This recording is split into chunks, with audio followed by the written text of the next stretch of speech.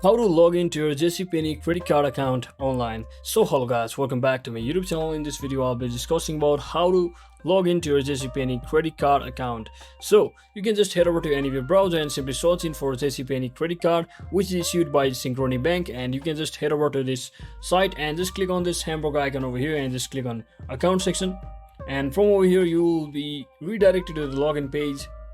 Actually, you can also use a mobile app if you have one, and from over here just basically provide your user ID as well as password and click on secure login. And if you ever forget your user ID or password, you can just tap on this provided red link over here to successfully reset them. And if you haven't registered it or applied it for your JCPenney credit card, you can do so by clicking on this red link that is register or apply. So that is it for today guys. Thanks for watching. Don't forget to like and subscribe. See you on the next one.